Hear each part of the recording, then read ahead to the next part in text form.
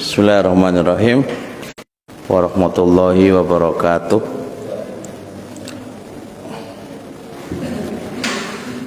Alhamdulillah wassalatu wassalamu ala Rasulillah wa ala alihi wa sahbihi wa mawalah, amma ba'du. Sampai berapa? 8. Juzul baru ya.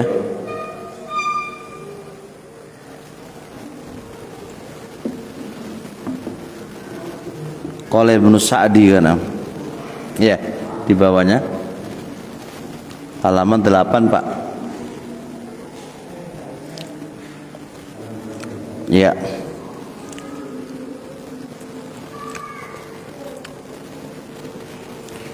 Bismillahirrahmanirrahim. Qala musannif, semoga Allah menjaganya, dalam sebuah pembahasan bahwasanya mengenali Allah itu adalah ruh penghambaan dan intisari penghambaan. Bahkan agama kita tidak akan terwujud, tidak akan tegak, tauhid kita tidak akan tegak kecuali dengan mengenali Allah Subhanahu wa ta'ala.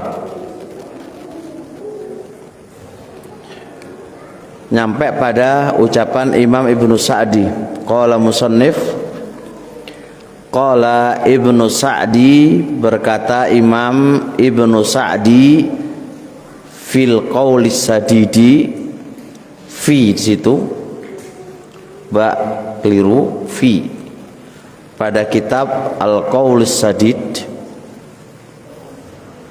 Perhatikan itu, istihdharu ma'anil asma'il husna wa taksiluha fil qulubi hatta tata'athara al-qulubu bi'athariha wa muqtadayatiha wa tamtali'a bi'ajallil ma'arifi. Kata Imam Ibnu Sa'di rahimahullah, istihdharu menghadirkan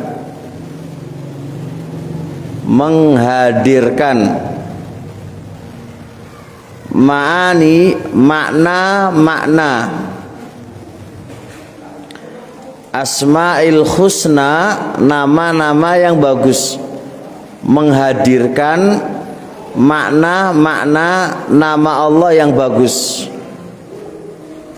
wa taksiluha, dan menghasilkannya makna tadi, fil qulubi, di dalam hati.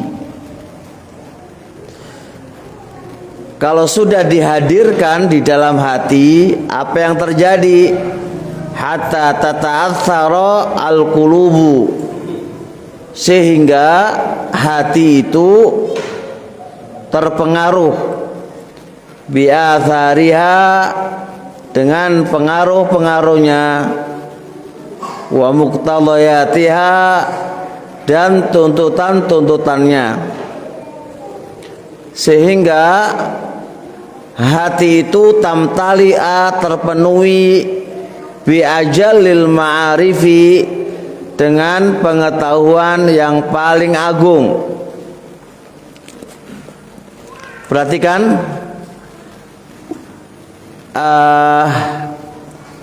Allah itu kan punya nama tuh. Allah punya nama, Allah punya sifat. Allah punya nama, Allah punya sifat. Nama Allah dan sifat-sifatnya Allah itu dibutuhkan oleh kita menghadirkan maknanya. Dibutuhkan oleh kita apa?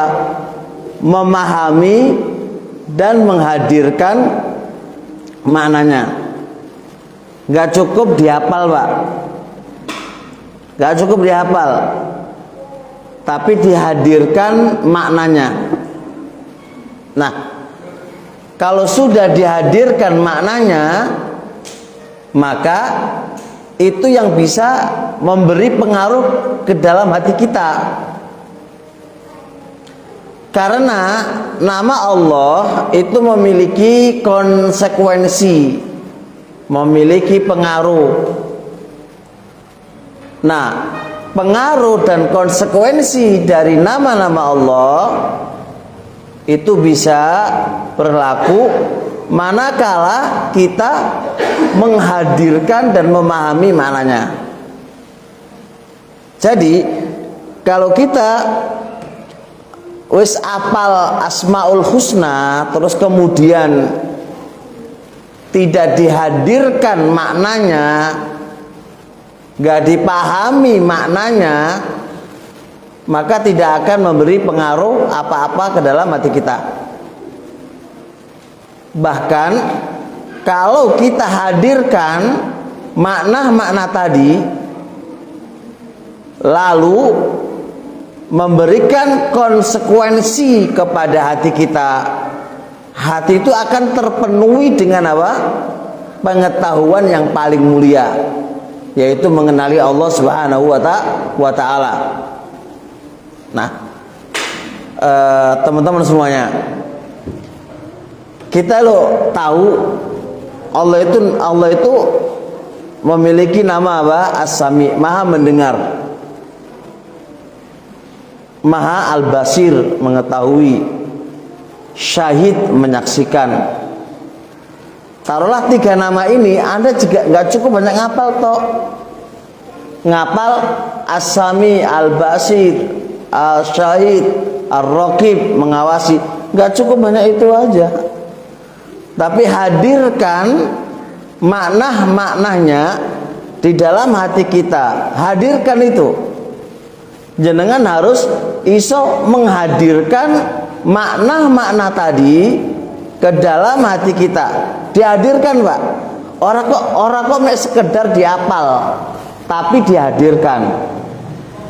Nah, nalikani nama itu sudah dihadirkan di dalam hati kita, lalu bisa memberikan konsekuensinya dan bisa memberikan tuntutan-tuntutannya, maka baru Anda bisa menjadi abdinya Allah Subhanahu wa Ta'ala. Makanya coba lihat, jenengan ngapal 3 ini aja, jenengan mau berbuat dosa takut, karena Allah Maha melihat, Allah Maha mengetahui. Mau mengucapkan, mau mendengarkan sesuatu, Anda takut karena Allah Maha mendengar, Pak. Mau ngomong sesuatu Anda takut. Jadi perbuatan Anda itu terawasi. Ada CCTV-nya, Pak. Sehingga nggak berani berbuat aneh-aneh. Makanya butuh dihadirkan. Makanya bener banget. Ruh penghambaan itu, berarti judulnya kan ruh, Pak.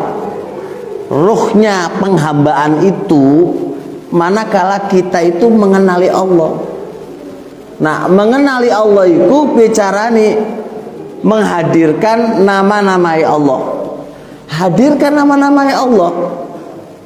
Contoh, sekarang kita lagi gelisah, gak punya duit nih, gak punya duit, Pak. Hadirkan nama Allah Ar-Razzaq. Allah ngasih rezeki, pemberi rezeki.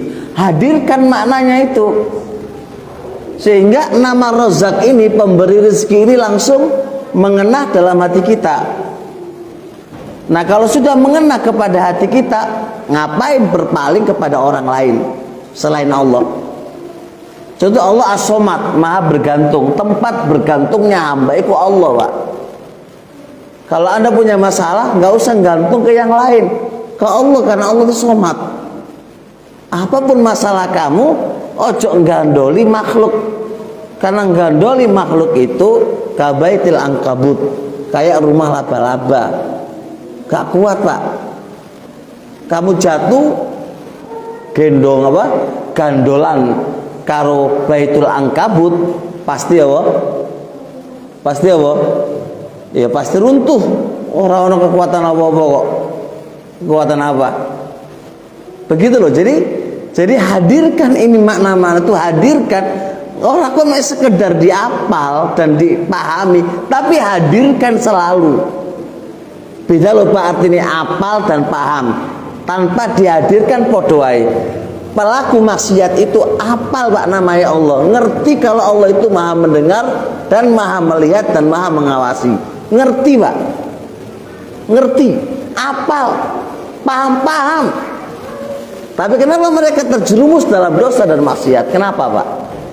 Karena boten dihadirkan. Karena nggak dihadirkan. Kalau nama-nama Allah itu dihadirkan, nggak bakal maksiat kepada Allah, itu nggak bakal. Kenapa ketika mereka ada masalah bunuh diri? Karena dia nggak menghadirkan nama Allah As-Somad. Jalan solusi, tempat solusi itu di Allah Pak. Karena Allah maha bergantung. Tempat bergantungnya makhluk itu Allah. Hadirkan nama-nama ini, gitu loh. Makanya saya bilang ruhnya penghambaan, ruhnya Pak, ruhnya penghambaan. Manakala kita menggandoli Allah, mengenali nama Allah, itu ruhnya penghambaan. Situ, paham nggih? Itu malahnya, masya Allah. Nah, kalau dihadirkan, hati kamu itu udah penuh dengan apa?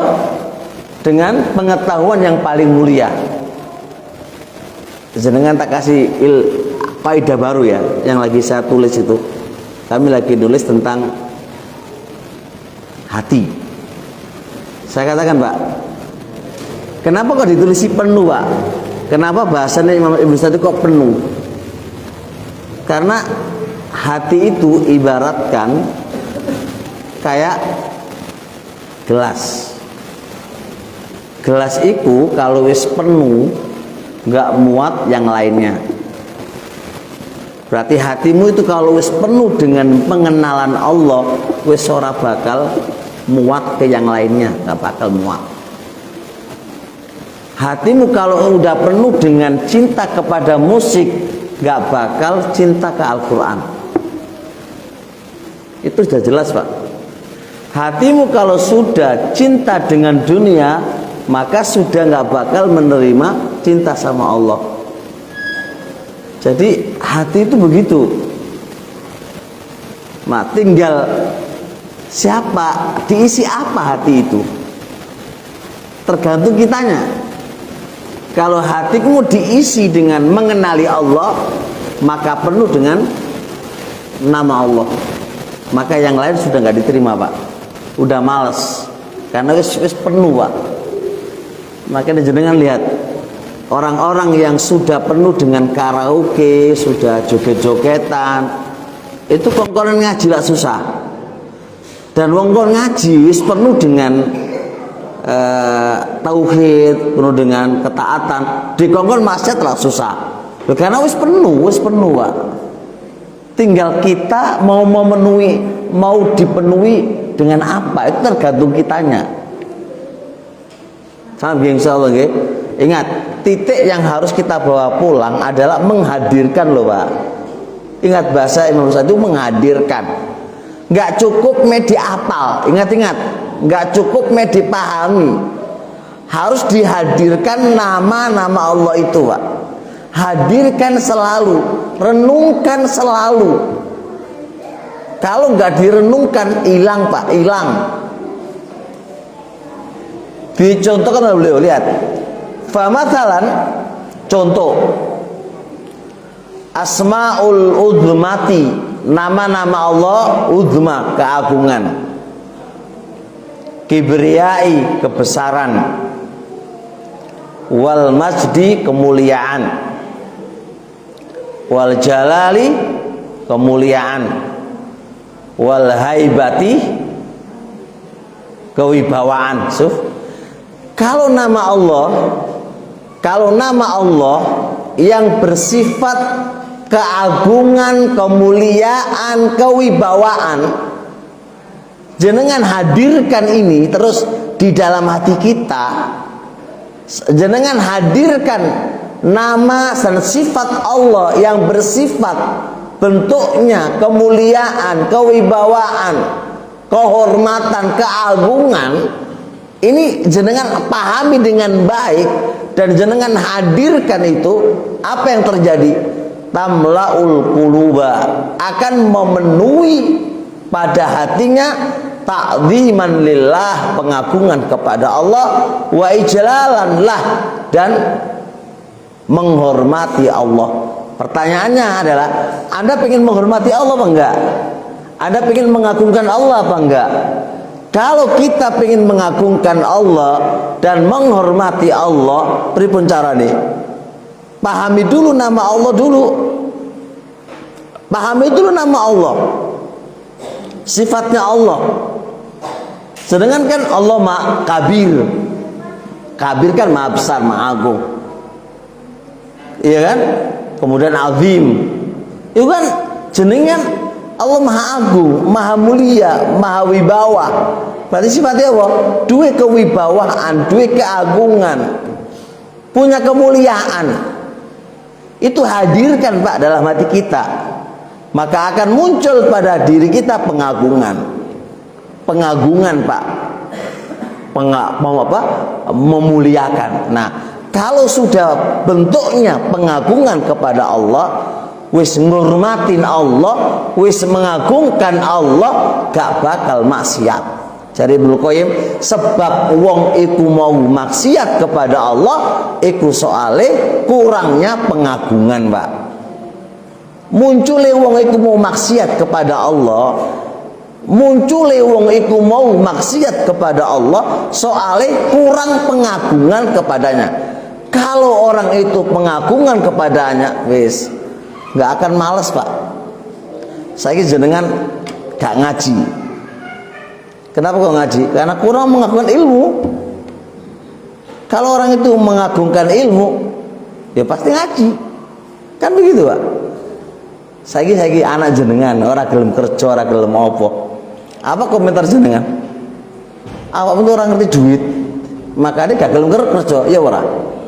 Awakmu gak ngerti fungsi ini duit, makanya awakmu gak gelem kerja. Awakmu tuh gak ngerti arti masa depanmu, makanya gelem kerja. Kan ngono jeneng komentar wong tua kan ngono to. Padha wae Pak, wong tua atau wong nom ora gelem ngaji, ora gelem mempelajari syariat Allah, dengan itu meremehkan Allah, berarti Anda nggak punya pengagungan ke Allah. Wong-wong sing melakukan kemaksiatan kepada Allah, iku ya ora duwe pengagungan nang Allah. Andai kata mereka punya pengagungan kepada Allah, ora bakal maksiat. Tunduk patuh kepada Allah karena hormat kepada Allah. Coba lihat dulu Pak, orang-orang dulu sama rajanya. Sama rajanya Pak, kan tunduk Pak sama rajanya Pak, iya tak?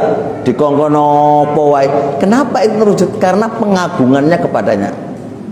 Dulu toh orang sebelah Pak, sama para habaib itu, Pak yainya, habaibnya ngomong gono dalile lho Pak, iku sami'na wa ta'na. Soalnya apa? Pengagungan. Lewat Pak, lewat iku wae harus nunduk, ora wani nyawang Pak, karena pengagungan, penghormatannya yang menjadikan ora bakal wani menyelisih omongan kiai. Itu karena pengagungan Pak. Artinya ilmu iki jukuen, terus letakkan kepada Allah dan letakkan kepada orang-orang yang memang berhak untuk diagungkan, tapi gak kayak mereka terlalu melampaui batas. Karena dengan ini Pak, dengan cara ini akan stabil ketaatan kita kepada Allah, stabil Pak, stabil. Jadi bisa dipahami ya. Jadi awan dariku gelem taat sama Allah atau gak tergantung pengagunganmu ke Allah. Tenan nih. Nabi caranya iso ngagungan Allah. Di antara caranya adalah ambil namanya Allah Pak Azim. Allah Maha Agung. Gimana keagungan Allah? Ayo dipakai akal kita Pak. Piye keagungannya Allah? Kok sampai ngono? Insya Allah manut. Gak aku komentar Pak. Manut ae. Nggih. Nggih. Ngono tok wae nang Allah iku nggih. Nggih, ngono wae. Gak oleh moto teko omah bagi hormat nggih. Ngono tok wae, Pak. Wong wedok nutupi aurat nggih. Wis nggih wae, Pak. Karena apa? Kok muncul? Karena pengagungan Allah. Pengagungannya itu besar. Seorang suami, Pak, seorang istri, kalau dia itu punya sifat apa itu? Mengagungkan ke suaminya, nggak bakal bantah. Jangankan bantah, nyawangnya rawani Pak. Karena Allah memang mengangkat derajatnya suami bagi istri. Surga nerakane istri tergantung suami. Ridho apa enggak? Kan gitu Pak ya. Kalau itu paham posisi yang Allah telah berikan kepada suami, maka dia nggak bakal berani bantah. Pomane ngelokno suami, ora oleh Pak. Pomane mengkhianati suami, nggak bakal. Karena nggak ngerti keagungannya suami, maka dikhianati, dibantah. Ngono Pak, seorang murid dengan gurunya, ya bodoh. Kalau dia tahu bagaimana guru itu dimuliakan oleh Allah Pak, pengagungan orang bakal dikuliti Pak. Kuliti. Karena itu nggak ngerti, nggak ada ta'zim, nggak ada pengagungan masalahnya. Paham ya? Kita lanjut ya. Contoh lagi, wasmaul jamali, nama-nama jamal, kebagusannya Allah. Wal ihsani, kebaikannya Allah. Wal rahmah, kasih sayangnya Allah. Wal judi, kedermawanannya Allah. Lihat, hadirkan Pak nama Allah, sifat Allah. Allah itu Maha Dermawan, Allah itu Maha Penyayang, Allah itu Maha berbuat baik. Hadirkan ini. Kalau ini dihadirkan pripun? Tamlaul qalba, akan memenuhi kepada hatinya mahabbatan lillah, cinta kepada Allah, wa syauqan lah, rindu kepada Allah, wa hamdan lah, memuji kepada Allah, wa syukron lah, dan berterima kasih kepada Allah. Coba ayo berpikir sekarang kita cinta nggak sama Allah Pak? Cinta itu akan muncul pada hati kita manakala Anda kenal Allah dengan kebaikannya. Sebagaimana istri Pak, istri itu bisa cinta sama suaminya manakala dia tahu betapa besar kebaikan suami kepadanya, betapa besar kasih sayangnya suami kepadanya, betapa besar kedermawanannya suami kepadanya. Itu kalau dia akui baru akan ada muncul rasa cinta, dan gak bakal mengkhianatinya Pak. Gak bakal. Pasti rindu, cinta, berterima kasih kepada suaminya. Begitu pula anak. Anak itu akan cinta kepada kedua orang tuanya. Anak itu akan rindu kepada kedua orang tuanya. Anak itu akan berterima kasih kepada kedua orang tuanya. Manakala apa? Dia hadirkan betapa besar apanya? Kebaikan yang telah dia berikan kepadanya. Betapa besar Pak. Dia telah dibesarkan dari kecil menjadi besar, dari nggak tahu menjadi tahu. Ini harus ditanamkan ke anak-anak kita. Betapa besar jasa orang tua ke kita. Kalau ini sudah dipahami oleh anak, maka akan muncul sebuah rasa apa? Rasa cinta, rasa kangen, rasa rindu. Nah kalau anak nggak punya rasa kangen, nggak punya rasa rindu, nggak punya rasa terima kasih, kenapa? Karena dia nggak paham betapa besar jerih payah orang tua ke kita. Gak paham Pak, gak paham itu. Karena gak paham, maka gak ada rasa terima kasih gitu loh.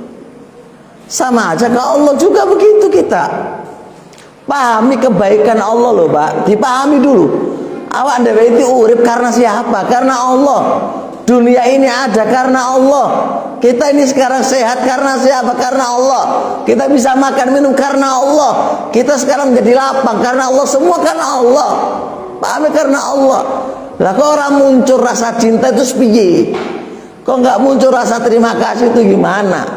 Berarti nggak connect. Nggak connect berarti apa ini masalah? Anda nggak bisa memahami dengan baik apa itu nikmat yang Allah telah berikan kepada engkau. Itu aku nggak bisa. Kalau aku bisa, pasti akan ada rasa syukur, terima kasih, rasa cinta, rasa rindu Pak. Kayak istri itu butuh menghadirkan kebaikan suami itu. Kalau dia nggak bisa menghadirkan rasa kebaikannya suami dan jeripaya suami, ya gitu istri Pak. Istri ya kayak gitu. Makanya istri kalau kerja dewe Pak, kerja ndelek duit dewe, itu masalahnya nanti musibahnya. Wes ora perlu karo suami, gak perlu karo suami, karena aku bisa hidup sendiri. Kalau dia nggak paham agama, bener-bener nggak paham agama, ya kacau Pak. Karena logika dia adalah uang, materi. Bagi yang tahu agama, walaupun aku bisa kerja, tetap apa itu? Allah memerintahku mengakui kepemimpinannya suami, karena yang mengangkat kepemimpinan adalah suami. Dan aku juga mengakui dia adalah pemimpin kami. Ya mungkin masih bisa baik wanita itu. Tapi kalau orang duwe agama Pak, jeripaya suami itu orang nggak ada nilainya. Karena dia bisa mencari uang sendiri, hidup sendiri itu bisa. Nah kalau uang wedok makannya dari suami, hidupnya dari suami, terus gak paham jasanya suami, terus uang wedok opo sebagai ini ki, gak ada rasa cinta ke suaminya, gak ada rasa terima kasih ke suaminya, gak ada rasa rindu ke suaminya. Karena berarti apa masalahnya? Dia nggak paham jeripayanya suami itu, nggak paham. Itu masalah Pak. Bisa dipahami insya Allah, jelas. Makanya pesan kami kalau sudah punya istri, hendaknya diputus Pak bantuan dari orang tua, sebab payah nanti itu jadinya. Perempuan itu bukannya nggak boleh, boleh aja. Sebab perempuan itu kalau sudah ada bantuan dari keluarganya, sok gaya. Tipe wanita menggedi, sombong. Makanya ya gitu kondisi wanita. Itu kondisi wanita. Boleh Pak.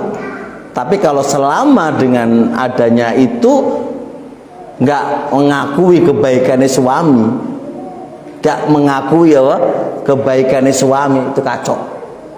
Bagaimana akan membina rumah tangga kalau dia tidak mengakui kebaikannya suami Pak? Kacau Pak. Ya wani Pak, di kongkong ini iso bantah, bahkan bisa selingkuh dari belakang, cari laki-laki yang lain. Dia nggak menghargai suaminya, nggak menghargai suami dan nggak mengakui dan nggak menghadirkan jeripaya suamimu dalam mencari nafkah, menghidupi anak dan seterusnya. Dan Anda juga nggak menghargai Allah yang telah menetapkan suami sebagai pemimpin dan menetapkan engkau wahai istri adalah harus patuh dan taat kepada suaminya. Engkau abaikan semuanya itu, kau hinakan semuanya itu. Makanya ayo kita hadirkan nama Allah ini Pak. Mau tidur, iya ya, betapa besar kebaikannya Allah. Lalu ke belakang lagi, betapa besar kebaikannya suami. Ke belakang lagi, betapa besar kebaikannya orang tua kita. Ke belakang lagi, betapa besar kebaikan orang-orang yang telah berbuat baik ke kita. Biar ada rasa cinta, rasa rindu, rasa terima kasih kepadanya. Ngono Pak, harus dihadirkan itu. Ojo kok sok iso berdiri dewi, sok gaya dewi. Itu nggak ada sombong, nggak ada sombong. Taib. Terusnya memahami lagi wa asmaul izzi wal hikmati wal ilmi wal qudrati tamla'ul qalba khudu'an wa khusyu'an wa inkisaran baina yadayhi. Memahami nama Allah Al-Izzi. Izzi itu maha perkasa, hikmah maha bijaksana, wal ilmi Allah maha punya ilmu, wal qudrah Allah maha punya kemampuan. Jenengan kalau bisa memahami dan bisa menghadirkan sifat-sifat Allah, lihat kudrahnya Allah, kemampuannya Allah, lihat kemampuannya Allah Pak. Lautan yang awalnya tenang bisa bergerak, angin yang awalnya tenang bisa kencang, bumi yang awalnya yang kita pijak ini tenang bisa goncang. Bagaimana kudrahnya Allah itu, perhatikan. Yang hidup bisa mati, mati bisa hidup. Kalau kita memahami kudrahnya Allah Pak, maha kemampuan Allah dalam segala sesuatunya, terus Anda memahami ilmunya Allah, memahami hikmah itu apa? Bijaksana, nggak ada unsur kedoliman, pasti benar. Anda memahami Allah itu perkasa. Apa akibat dari memahami ini Pak? Tamla'ul qalba, akan memenuhi kepada hatinya khudu'an, tunduk. Allah tunduk. Kenapa lo tunduk? Gimana nggak tunduk Pak? Allah maha perkasa, Allah maha perkasa, Allah maha mampu, Allah maha nggak mendolimi orang, Allah punya ilmunya, kemampuan. Maka akan rasa tunduk kepada Allah. Khusyuan, hatimu itu takut sama Allah. Khusyuk itu hatimu itu takut sama Allah Pak. Wangkisaron, merendah baina yadai, di depan Allah Subhanahu wa taala. Itu merendah Pak, merendah di depan Allah. Gak wani maksiat, merendah Pak, rendah di depan Allah. Orang wani maksiat Pak, orang wani ngeyel, karena Allah maha perkasa, mau mampu. Gimana Anda bisa, ini kan ada juga pelaku maksiat loh Pak. Lu kok iso tuh bersenang-senang dengan kemaksiatannya, yang minum-minuman, berdansa, kelonan, tidur sama laki-laki yang gak makromnya, peluk-pelukan, yang minum-minuman. Lu kok wani Pak? Bagaimana Allah, dia gak mikir dengan kemampuannya Allah saat itu? Gimana coba? Bagaimana kalau rumah dan tempat dan saat itu dihancurkan oleh Allah? Bagaimana? Apakah dia bisa mengelak? Kan gak iso Pak. Minuman-minuman yang dia minum, ketika Allah hancurkan, bagaimana? Ini semua kalau nggak dihadirkan, ya sudah biasa aja. Makanya pelaku maksiat kan nyantai aja tuh Pak, nyantai aja. Bahkan nggak ada rasa takut sama sekali, slow aja. Gitu pun kadang-kadang berdusta sama orang lain, berdusta. Lu biasa. Apa nggak ingat dengan kebesarannya Allah, kemampuannya Allah, maha perkasanya Allah? Kalau Allah tumpahkan, lu jadi mana? Mati dalam keadaan sul khotimah.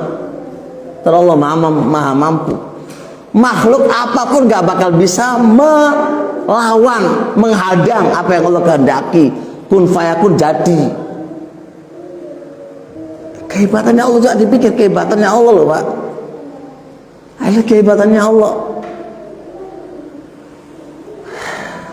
Allah itu masih sayang sama kita Pak. Coba kayak kaum-kaum yang terdahulu. Kaum Luti, bagaimana kaum Lut merajalela Pak, kemaksiatan Allah hancurkan.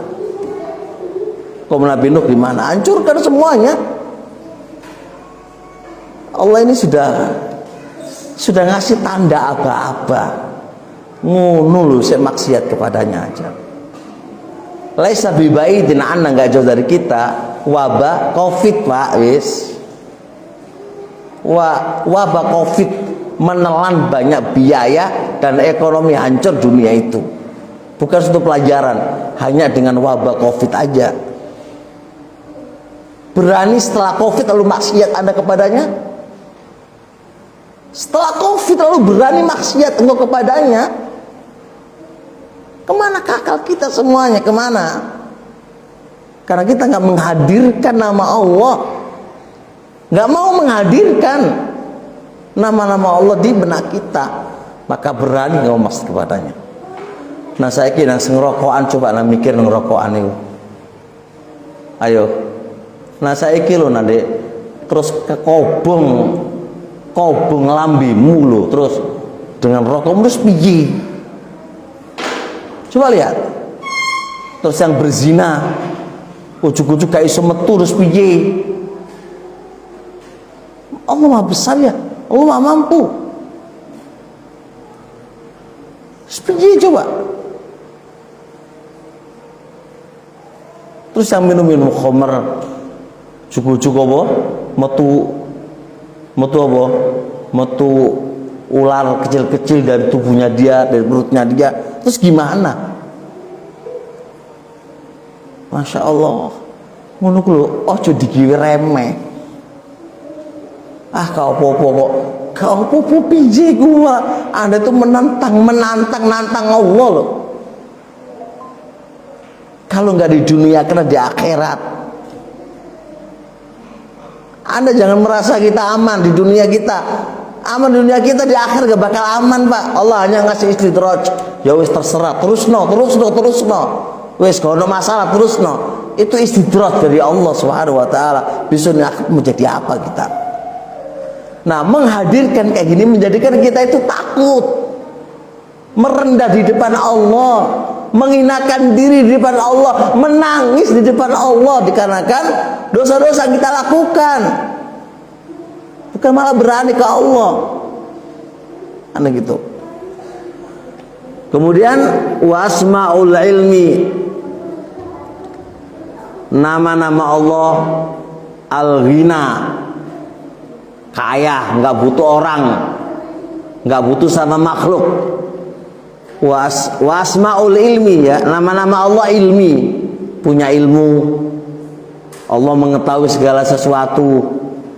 Wal khibra, pengetahuan juga Allah mengetahui apa kita lakukan. Wal ihata, Allah meliputi kita Pak. Sembunyi apapun Allah udah meliputi kita, pasti Allah tahu. Mau antum keluar malam, mau apa nggak ada orang, tetap Allah itu tahu dan meliputi kita. Seluruh makhluk tidak pernah melihatnya dan mengetahuinya, tapi Allah pasti akan tahu dan mengetahuinya. Wal muraqabah, mengawasi seluruh apa yang kita lakukan, apa yang kita ucapkan. Wal musyahadah, menyaksikan. Kalau kita memahami ini semuanya dan bisa menghadirkan selalu nama-nama ini dan sifat-sifat ini, apa yang terjadi? Tamlaul qalba, memenuhi hati.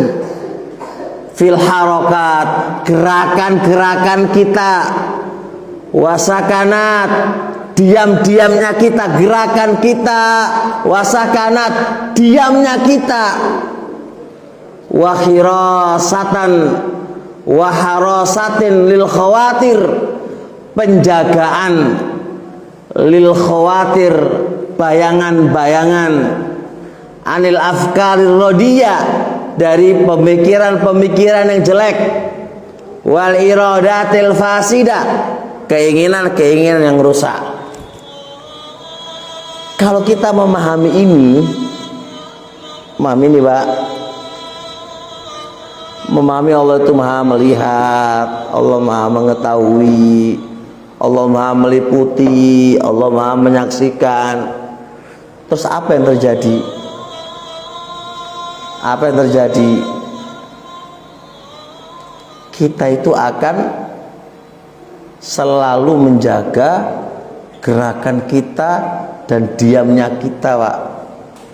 Ini gerakan diridhai oleh Allah apa tidak? Aku diem kayak gini ini diridhai oleh Allah nggak? Selalu begitu Pak. Jadi mau melakukan sesuatu, mau gerak sesuatu, mau berbuat sesuatu, itu dipikir. Karena Allah itu melihat kita. Terus dia juga akan apa? Apa itu? Lintasan-lintasan yang jelek, pikiran-pikiran selalu dia jaga. Ono pikiran jelek mau mencuri, waduh Allah melihat gak jadi. Itu lintasan. Pengen marah, pengen ngerasani, pengen mukul, pengen balas dendam. Oh iya ya Allah maha melihat ya. Wes ora sida. Mau berbuat selingkuh kepada suaminya, mau berbuat laki-laki mau selingkuh, iya ya Allah tahu, Allah melihat. Gak sida Pak. Iradah keinginan yang jelek itu akan terhentikan karena Allah tahu. Gitu loh. Kenapa sampai kita berbuat dosa, berbuat maksiat? Karena nama-nama Allah tadi itu lewat dari diri kita, lewat. Merasa nggak aman, merasa aman. Kayak ada seorang disebut oleh Ibnu Rajab dalam kitab Fadlu Kalimat La Ilaha Illallah itu, ada seorang laki-laki yang cinta kepada seorang wanita, cinta Pak. Lalu dibawalah wanita itu ke sebuah tempat yang jauh dari orang. Kemudian si laki-laki bilang pacaran Pak. Lalu dia mau berbuat zina. Si laki-laki mengatakan laisa fihi annas, nggak ada orang sekitar kita. Mahia ila kaukab, nggak ada kecuali bintang-bintang dan bulan purnama yang akan menyertai keindahan yang kita akan lakukan Pak. Tiba-tiba si wanita itu mengenal Robnya saat itu Pak. Awalnya gak kenal Robnya Pak awali, tapi saat itu dia mengenal Robnya. Dia bilang katakan waman Robbul kaukab. Terus siapa Robnya bintang-bintang itu? Maka nggak jadi berbuat dosa dan kemaksiatan. Karena apa? Karena dia diingatkan oleh Allah Subhanahu wa taala yang mengenali, yang menciptakan kaukab itu siapa? Allah. Pasti melihat kita apa yang kita lakukan. Jadi Anda jangan kita terbentuk nggak ada orang. Mau mencuri nggak ada orang. Mau korupsi nggak ada orang. Ada Allah yang pasti melihat apa yang kita lakukan. Anda dengan HP kamu lihat yang aneh-aneh, musik-musikan, nggak ada orang. Nggak ada orang gimana? Allah melihat yang kita lakukan. Kan kalau manusia lihat, apa pedulinya manusia? Kenapa kita kok malu kepada manusia tapi nggak malu dengan Allah Subhanahu wa taala? Kenapa Anda takut tersiar perbuatan kamu, tersebar perbuatan kamu di antara manusia? Kenapa kamu takut tersebar? Malu dengan manusia. Padahal manusia nggak memberi apa? Nggak memberi apa-apa kepada kamu. Tapi Anda nggak malu dengan Allah Subhanahu wa taala. Malunya ke Allah, jangan ke makhluk. Kalau Anda malunya ke makhluk, gak ada makhluk Anda berbuat yang aneh-aneh. Karena Anda malunya ke makhluk. Kalau nggak ada orang, Anda bisa bekerja, Anda bisa berbuat seenaknya, karena nggak ada orang. Karena Anda takutnya kepada manusia. Tapi kalau Anda takutnya kepada Allah, Anda berbuat apa? Allah melihat kita. Berbuat maksiat apapun, Allah melihat kita. Begitu. Ayo kita hadirkan nama-nama Allah ini, sehingga nama-nama ini membawa kita lebih ke ubudianya, lebih mengabdi kepada Allah, lebih bersimpu di depannya Allah, menangis di depan Allah, menghamba di depan Allah, menghinakan di depan Allah atas dosa-dosa yang kita lakukan dan kekurangan-kekurangan kita lakukan. Bukan malah sombong lalu bermaksiat kepadanya, menantang Allah. Allah ditentang. Mau jadi apa kita? Nah, makanya dibahasakan beliau, mengenali ini menjadikan kita menjadi abdinya Allah Subhanahu wa taala. Wa asmaul ghina, nama-nama Allah ghina, kaya, enggak butuh makhluk. Wal lutfi, kelembutan, Allah Maha lembut. Tamlaul qalba, bisa memenuhi hati. Iftiqaran, butuh kepada Allah. Wattiraran ilaih, pasti butuh kepadanya. Waltifatan ilaih, selalu menoleh kepadanya. Kulla waqtin fi kulli halin, di setiap waktu dan setiap keadaan. Apapun masalah kamu, apapun yang menimpa kamu, apapun yang terjadi kepada kamu, kalau anda itu mengenali dua nama Allah, Allah itu maha mampu, maha kaya, dan maha lembut. Anda gak butuh ke orang lain, masalahnya ke Allah, bersimpuh di depan Allah, meminta kepada Allah jalan keluar. Bukan dengan itu ada masalah engkau bermaksiat kepadanya, justru engkau ada masalah membuat murkanya Allah. Bukan begitu jalan keluarnya. Tapi engkau butuh Allah, coba ke Allah, minta ke Allah, mendekat ke Allah. Bukan malah bermaksiat kepadanya. Yang punya masalah stres, utangnya akeh atau apa, bukan malah main HP kemudian anda lihat yang aneh-aneh, bukan solusi. Apakah dengan kau melihat HP yang itu isinya maksiat kepadanya selesai masalah kamu? Engkau yang punya masalah, engkau punya masalah, lalu larinya engkau maksiat kepadanya, cari laki-laki yang lain, cari perempuan yang lain. Apakah itu solusi? Bukan solusi, justru menghancurkan dirimu dan menghancurkan martabat kamu dan menghancurkan masa depanmu. Kan itu bukan solusi. Solusinya ke Allah, butuhnya ke Allah. Harus tetap sholat malam, setiap malam minta kepada Allah. Itu solusinya. Minta kepada Allah, mendekat ke Allah, menghambakan ke Allah, bukan justru malah bermaksud kepadanya. Bukan itu solusi. Keliru itu jalannya, keliru jalannya. Nah, kesimpulannya adalah ayo kita pelajari ini semuanya lagi. Kita renungkan teman-teman semua, kita renungkan. Ingat loh, tinggal sedikit saja kita itu akan bertemu dengan Allah. Ajal akan datang kepada kita. Mau kapan? Ajal itu akan datang kepada kita. Terus di mana? Persiapan apa yang kau sudah siapkan menuju kepada Allah itu apa? Sudah punya bekal besar banyak, dan bekal itu pasti terima oleh Allah enggak? Kan belum jelas semuanya itu. Oleh karena Allah semuanya, ayo kita menjadi abdinya Allah. Ayo mengabdi ke Allah, ya kan, mendekatkan diri kepada Allah, iftikar, butuh kepada Allah. Insya Allah selamat hidupmu dunia dan akhirat kamu. Tapi semoga difahami dengan baik. Subhanakallahumma hamdik, asyhadu an la ilaha illa anta, astaghfiruka wa atubu ilaik. Assalamualaikum warahmatullahi wabarakatuh.